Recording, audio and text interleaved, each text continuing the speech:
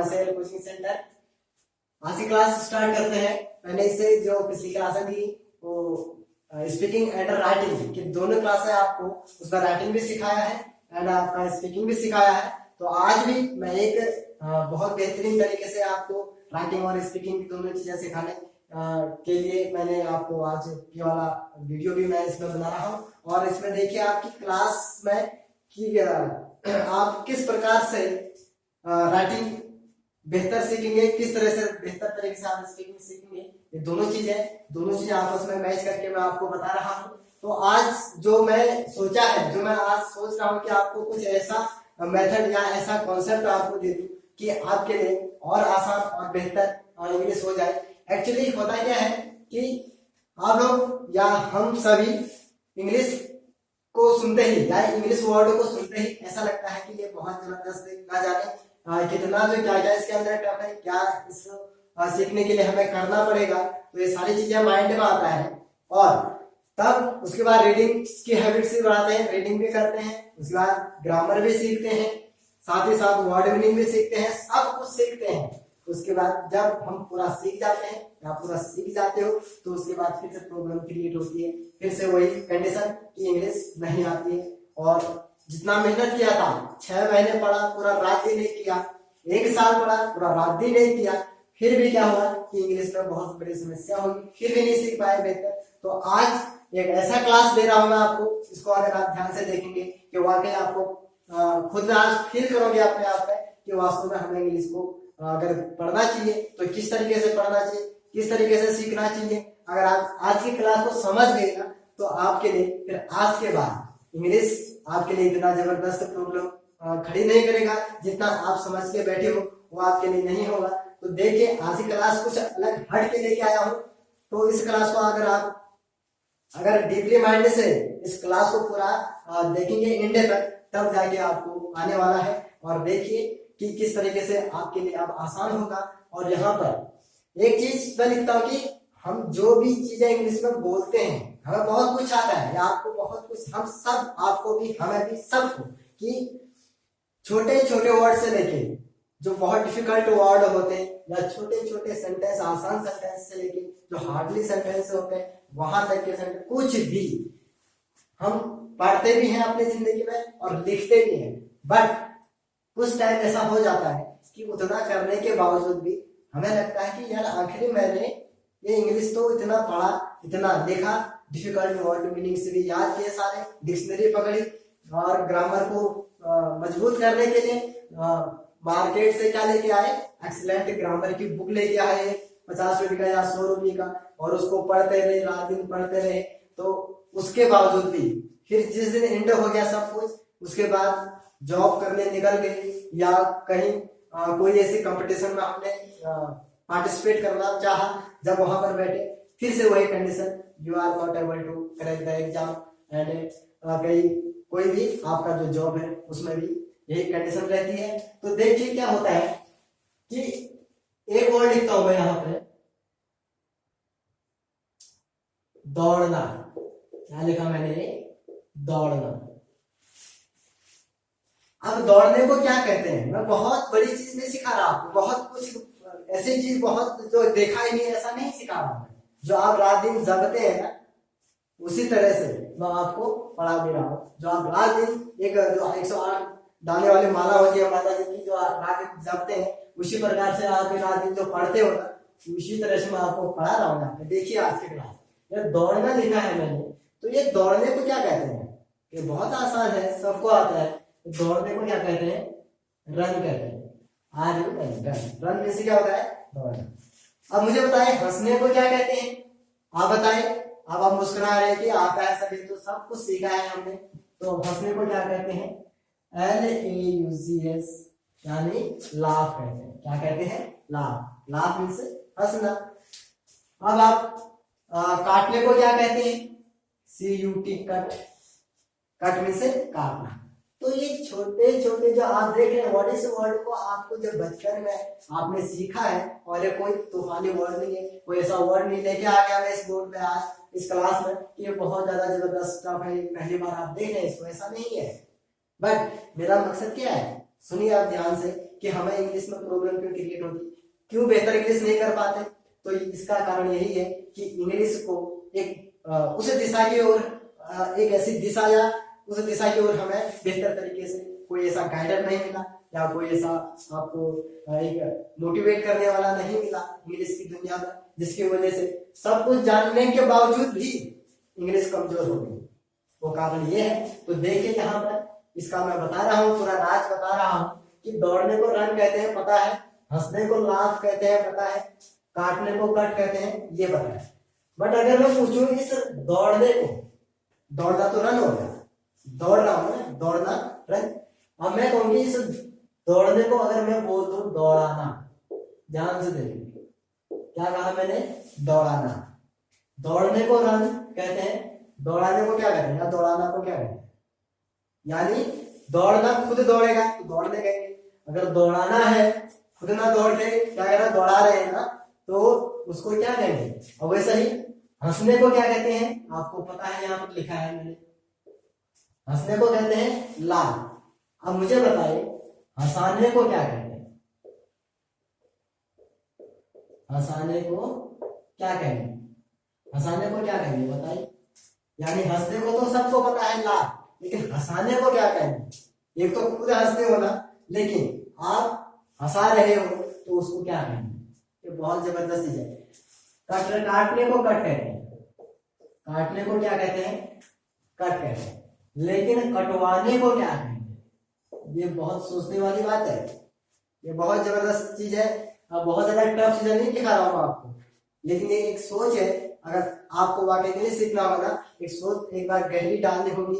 At first पढ़ना लिखना ये बहुत दूर की बात है, छोड़ दो। एक बार खुद में अपने पे मनन करिए, 10 मिनट 15 मिनट एक शांत एरिया में बैठिए, और उसके बाद खुद पे ऑब्जर्व करिए, खुद पे सोचिए कि आखिर इंग्लिश सीखने के लिए हमें क्या क्या करना होगा, किस तरह से पढ़ना होगा, कौन से बुक चाहिए होगा, कैसा हमें गुरु चाहिए होगा इसको सिखाने के लिए या सीखने के लिए। तो ये सब आपको एक एट फर्स्ट अपने आप में आपको अपने अंदर की भावनाओं को आपको चेक करना होगा, अपने आप को डिसाइड करना होगा, तब जाके आपको इंग्लिश आएगी। समझ रहे होंगे सारे बच्चे, या जो भी जितने भी लोग देख रहे हैं, मेरे से बड़े भी हैं कोई हमारे, या मेरे से छोटे ब्रदर सिस्टर, छोटे भाई बहन या इंडियन से हैं बड़े, तो सब देख रहे होंगे। तो इसको आप एक बार खुद में मनन कीजिए और खुद में चेक कीजिए कि वाकई में इंग्लिश की क्या दुनिया है, हमें किस तरीके से जाना चाहिए, किस तरीके से इस दुनिया में, इंग्लिश की दुनिया में हमें प्रवेश करना चाहिए, तो किस तरीके से हमें आएगा। तो देखिए दौड़ने को आज तक सबने आपको देखा ना, रन मीन्स दौड़ना। जैसे ईट, फिर लिखा हूं मैं, ईट मीन्स खाना, ये सबको पता है, ईट मीन्स खाना होता है, बच्चा बच्चा जानता है सब। बट खिलाने को क्या कहेंगे, खाने को ईट, लेकिन खिलाने को क्या कहेंगे। ये समस्या है ना, इसमें दिक्कत हो रही होगी बात का। तो इसी का सॉल्यूशन इसमें इस तरह से देखना होगा कि आखिर ये इसका जो ओरिजिन है, जो जड़ है ना इंग्लिश का, उसको पकड़ना होगा, तब जाके आप बेहतर सीख पाओगे। तो आज की क्लास इसी पर है। देखिए आगे किस तरीके से आपको मैं बताता हूँ कि दौड़ने को तो रन कहेंगे, लेकिन दौड़ाने को क्या कहेंगे। तो देखिए स्टार्ट करते हैं आज की क्लास। आगे बने रहिए पूरे क्लास के साथ, पूरे वीडियो के साथ, तभी आपको बेहतर समझ में आएगा। अगर आप आधा देख रहे हैं ना, तो आपको फिर समझ में कुछ नहीं आने वाला, आप सिर्फ खाली देखते रहेंगे, उसके बाद उसको ऑफ कर देंगे, आपका माइंड ब्लोइंग हो जाएगा, फ्रस्ट्रेट भी हो सकता है। आप ध्यान से अगर पूरा क्लास देखेंगे तब जाके आपको बेहतर पाएंगे। कमॉन, मैं आपसे ही बात कर रहा हूँ, आप ध्यान भटका रहे हो, तो आप ध्यान ना भटकाए, आप देखिए क्लास को। तो देखिए यहाँ पे इसीलिए मैं 2 वर्ड लेके आया। देखिए एक लिखा है MEKE, मेक, एंड दूसरा GET, get. Make and get, इसका यूज मेक एंड गेट। देखिए यहां पर मैं दौड़ता अगर मैं कहता हूं आपको कि इसका ट्रांसलेट करो बच्चों, इसका ट्रांसलेट करो, तो आप इसको आसानी से ट्रांसलेट कर देते हैं। आप कहेंगे इसको आई रन, सिंपल। अगर मैं कहता हूं आपको वह जाता है, वह जाता है, अगर इसको आप ट्रांसलेट के लिए बोलेंगे, आप सिंपल सा है, ही गोज, ठीक हो गया ना, तो बहुत आसान है। अब इसी की जगह आगे लिख दिया नेक्स्ट सेंटेंस देखो, राधा डांस करती है, तो इसको क्या लिखेंगे, राधा डांस करती है, राधा डांस, ठीक हो गया। तो इस प्रकार से ये तो बहुत आसान है, ये तो आज तक सीखे हैं और आपने सीखा भी इतना ही है, और इसीलिए इंग्लिश भी यहीं पर आपका क्या हो गया, ब्रेक हो गया, इसलिए प्रॉब्लम्स क्रिएट होगी, और जब एग्जाम देने के लिए बैठे तब जाके प्रॉब्लम्स फिर से खड़ी हुई, और जब कहीं हम जॉब पाने के लिए गए तो वहां पर क्या हो गया, सबको समस्या हो गई। तो आज का इसका जो सॉल्यूशन है, तो देखिए अगर यहाँ पर उसी को जो मैंने लिखा, मैं दौड़ता हूं, और मैंने लिखा मैं दौड़ाता मैं दौड़ता हूं, आयरन, मैं दौड़ाता हूं। अब मैं दौड़ता हूं आयरन, मैं खुद दौड़ रहा हूं, तो आयरन हो गया। अगर आपका मैं दौड़ाता हूं, अब मैं दौड़ नहीं रहा हूं, बल्कि मैं क्या कर रहा हूं, दौड़ा रहा हूं। किसको दौड़ा रहा हूं, दूसरे को, खुद नहीं दौड़ रहा हूं, दौड़ा रहा हूं। तो उसके लिए क्या करेंगे, तो ये जानना बहुत जरूरी है। अगर जब तक इसको नहीं जानोगे तो आपके लिए ये आसान नहीं हो पाएगा, बहुत डिफिकल्ट हो जाएगा। तो देखिए यहाँ पर होता क्या है कि ये जो ऊपर 2 वर्ड्स लिखे हैं मैंने, मेक एंड गेट, तो इसी का ही इसमें यूज है, बहुत जबरदस्त रूल है। तो इसी का स्ट्रक्चर लेके आया हूँ, मेक एंड गेट का, ठीक है नहीं। तो ध्यान से देखिए, फर्स्ट इसको भी मिटा दीजिए।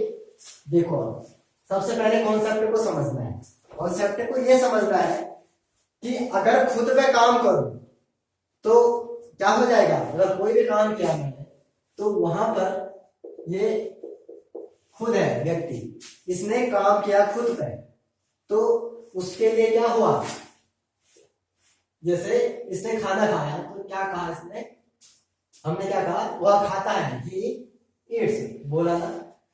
अब ये खुद खाना नहीं खा रहा है, ये अपना खुद नहीं खा रहा है, ये किसको खिला रहा है, किसी दूसरे को, इसको खिला रहा है। क्या कर रहा है ये वाला व्यक्ति इसको खिला रहा है, तो यह वह खाता है। अगर यहां पर बोलेंगे इसका मतलब क्या, वह खाता है, ठीक हो गया। तो अब अगर खिला रहा है तो वह क्या हो जाएगा, खिलाता है, वह खाता है, वह खिलाता है। तो हमें इसी को जानना है कि वह खिलाता है तो किस तरीके से इंग्लिश में लिखेंगे और किस तरीके से इससे स्पीकिंग करेंगे। तो देखिए आगे किस तरीके से होगा। यहाँ पर देखिए 2 कंडीशन होती है, यहाँ पर 2 वर्ड का यूज किया जाता है इसके लिए, किसके लिए, जब काम खुद ना करके दूसरे को करवाया जाता है ना, तो उसके लिए 2 वर्ड का यूज होता है, मेक एंड गेट, ये 2 वर्ड यूज किया जाता है, ठीक हो गया। तो देखिए दौड़ना, दौड़ाना, दौड़ना खुद करना, दौड़ाना क्या करना, दूसरे को काम करवाना, दूसरे को दौड़ाना, ठीक हो गया। तो दूसरे को काम करने के लिए मेक एंड गेट का यूज किया जाता है, तब जाके करेक्ट होगा सेंटेंस। कैसे होगा, बने रहिए क्लास के साथ।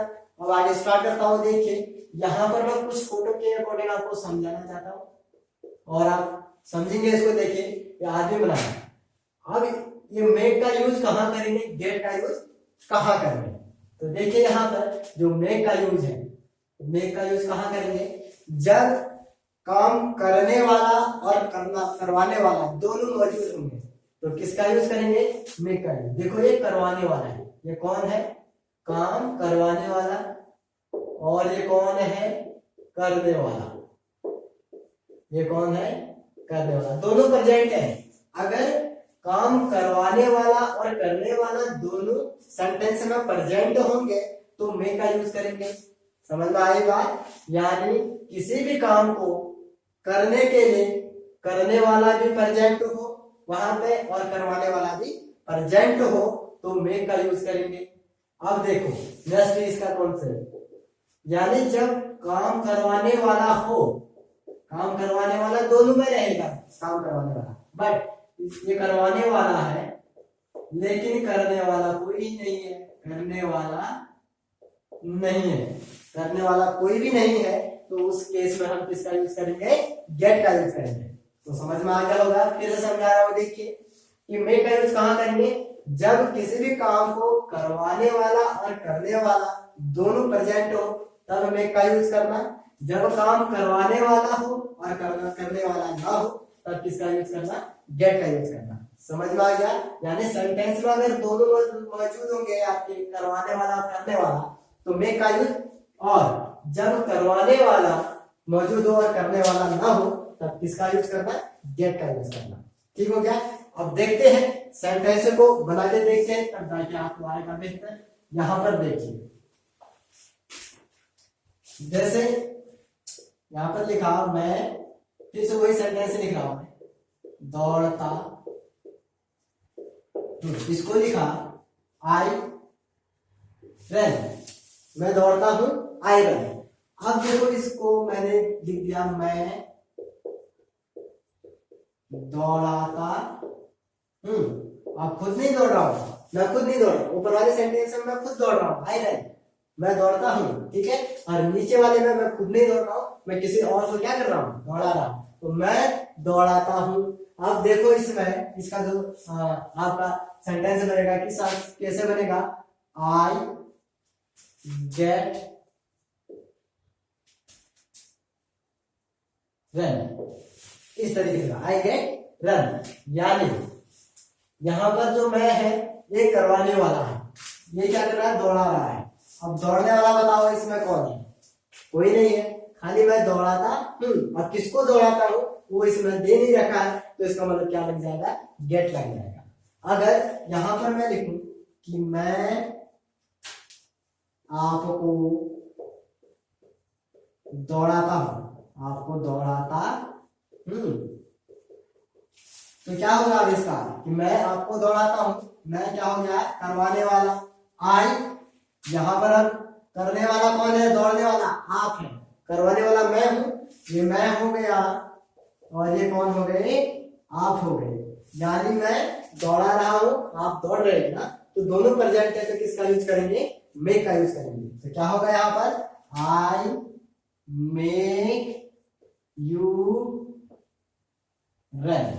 इस तरीके से सेंटेंस को बनाते हैं, और इस तरीके से सेंटेंस बनता है। और कैसे बनता है यहाँ पर तो बना के दिखा दिया। अब आपको चाहिए इसका स्ट्रक्चर, क्या चाहिए, स्ट्रक्चर चाहिए, इसका बेस चाहिए, तब जाके आपको बेहतर समझ में आएगा। और देखिए आगे अब सेंटेंस बनाते हैं, पहले स्ट्रक्चर को दिखाता हूं कि स्ट्रक्चर कैसा होगा इन दोनों का। यहां तक की बात तो आप समझ गए कि मेक का यूज करेंगे जब करने वाला और करवाने वाला सेंटेंस में दोनों मौजूद रहेंगे तो मेक का यूज करेंगे।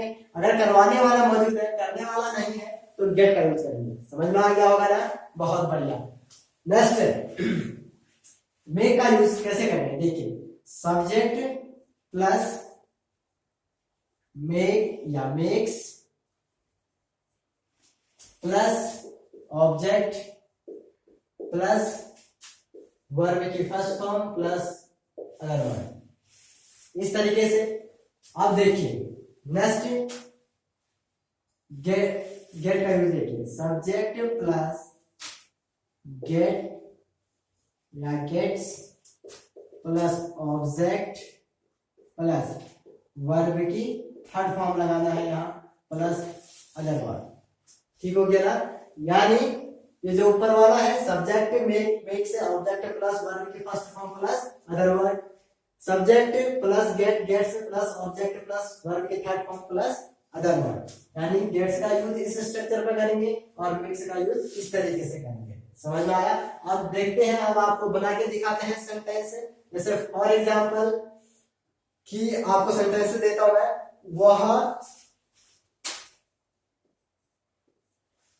वह हंसता है, वह हंसता है।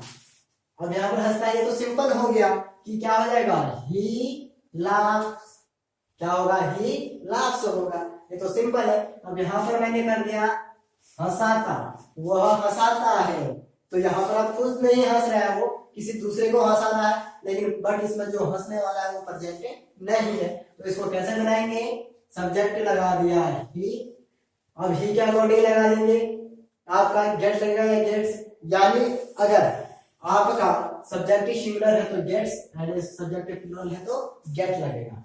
ही she it and singular name के लिए आपका क्या लगेगा, गेट्स का use, I you we they and plural name के साथ गेट का यूज करेंगे। तो देखिए यहाँ पर ही गेट्स, फिर क्या होगा, वर्ब की थर्ड फॉर्म, हंसने को क्या कहेंगे, लाड, फुल स्टॉप। यहाँ पर अदर वर्ड ये तो छोड़ दीजिए, अगर सेंटेंस इतना ही है, ही गेट्स लाड, यानी वह हंसाता है।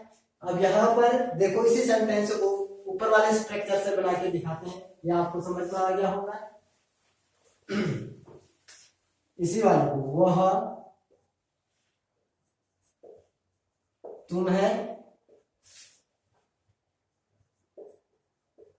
हंसाता है।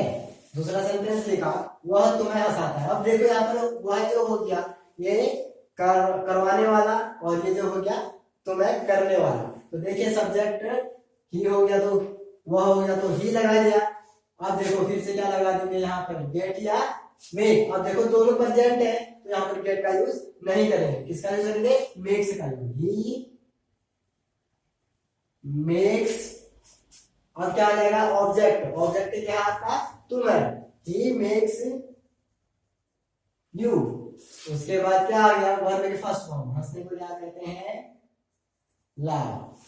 ही मेक्स यू, वह तुम्हें हंसाता है। तो इस तरीके से सेंटेंस बन गया। तो आपके लिए आसान हो गया कि ये बहुत जबरदस्त चीज है।